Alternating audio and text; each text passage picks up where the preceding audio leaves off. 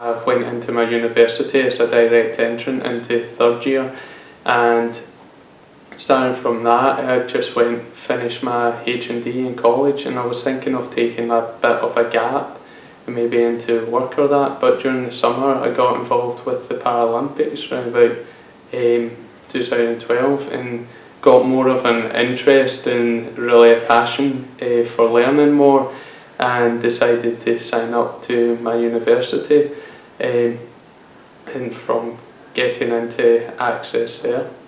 So what drew me towards taking part in the Paralympics and disability sports is really a personal desire in myself, because myself personally has a disability, so I have a learning disability called Asperger's syndrome, which has spectrum of disorders amongst it. So for myself that was the likes of dyspraxia and dyslexia, which caused me a wee bit of troubles during my academics. I'd kind of put a lot of learning staff off and that kind of thing, so obviously the idea of going on to somewhere like university was a wee bit daunting at first, but I was very lucky in the fact that I had a lot of support on that end, getting in touch with me about who to see and who can help. When I was at school, I thought uni was going to be this big scary place. Sure, because like Ryan as well, I've got a wee bit difficulties physically with Erb's palsy, and also with that came along as a learning difficulty. Despite that, didn't get diagnosed with it. However, I thought to myself that I need to prove to myself that I can definitely do all this kind of stuff. So when I left college, I went to H&D in fitness, health and exercise.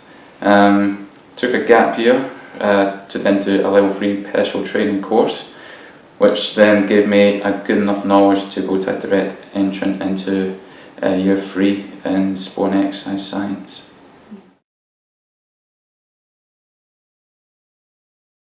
I think it was just, I felt like the university was a completely different ethos from like the college. I felt really that going in, especially as a direct entrant, you didn't really know many folk, because there's obviously all these students who've had like 3 to 4 years building themselves up, their social groups and such. So I think it was, first of all, my first issue was just the daunting, not knowing the inner workings of the university kind of thing, and trying to catch on. I obviously had a wee bit of trouble with a couple of the assessments and things like that. Just going into a completely new environment where you're expected for your knowledge and skills to be quite high. So when I relied on a lot of support through my school and college, so it was a big step for me to take. So it was just the new environment of expecting to know. It took a bit of time. Was kind of expected of you. Yeah, pretty much. But once you get into the swing of things, it kind of you got the hang of it really. Yeah. You got the hang of uni, and luckily my grades were actually okay. But definitely, it's like everything when you go from secondary to college to uni and that kind of thing. It's always new and beginning nerves kind of thing. And the biggest problem I can remember at university was I kind of had a setback with a lot of assessments and a lot of personal life getting involved, and obviously that left me feeling with the pressures and stress. Can I even finish off my year? So being open with the student link in the lectures, just telling them how I felt, how stressed I was getting and that, as we all do at times kind of thing.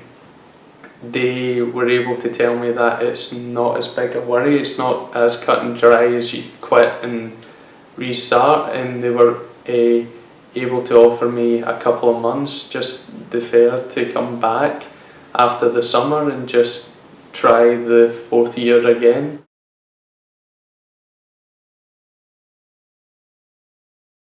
Personally, I kind of just started talking to the lecturers and that prior to coming along to the university. just to clarify what kind of things would be expected of me and whatnot, and through them they directed me towards the student link, which is an amazing place to go to, you know, for information and that It's quite kind of really thing. helpful. Yeah, definitely. So the staff there are brilliant, and some of them are even ex-students or whatnot kind of thing. So a lot of the support I felt was kind of more discursive. It wasn't kind of like one cure to one treatment type thing. No. I was able to talk to them a wee bit about how I personally felt I could do within classes and that, and through a couple of meetings and discussions they were able to set up a few things like additional time or kind of equipment to help me note take or that kind of thing. It's a good thing to make it personal. They don't make it one size fits all. Yeah, they don't just say here's a shoebox of tricks and go. It's just yeah, they just make it personal. Like I was the same. For probably Student Link was my place that I went first. To be fair, like I didn't go to the lectures first. I went to the Student Link, and the Student Link got someone in to do some tests on me, say what kind of help I needed. Mine was probably just like the writing and the grammar skills, because mine is not quite up to the scratch that I would like it to be. And then when I got that, I got maybe a little bit extra time in some of the assessments. But then once I got the hang of uni, the support came down, and I didn't need it as much as I would thought I would have, which really surprised me. Yeah, it did surprise me. But I got the hang of it, and my grades are still as I would like them to be.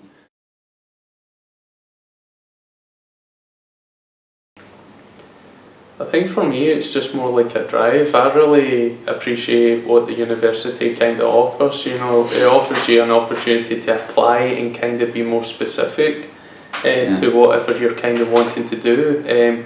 So I kind of appreciate the knowledge and the stuff you get to learn. You definitely come away each day knowing a wee bit extra kind of thing. You think you know a lot of stuff, but when you get told of this stuff, it's like some can be mind blowing. Some of it, it can be. So it's kind of like personal drive. You just want to know a wee bit more, and especially I think we were talking earlier. Both of us doing a bit of coaching in classes. That obviously we like taking what we get from our university and then applying it to what we actually do. So. Yeah, I would say from our drive, like nowadays most jobs are looking for people with degrees.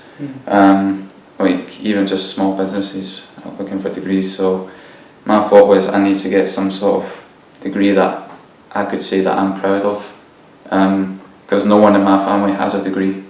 So it's a personal drive for me to say I've earned this. I've earned something that I've worked hard for so many years that I could never thought I could have. So for me it's personal drive as well, and to say that I did this.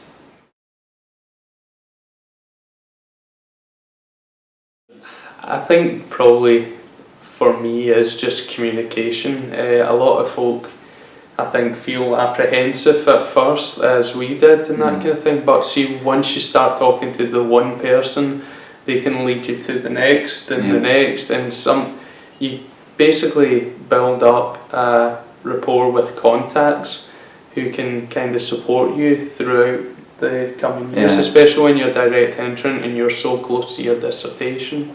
To kind of have those contacts who can give you the tips and tricks to get by, I definitely think is probably key. Yeah, I would say don't be shy to ask questions, ask for help.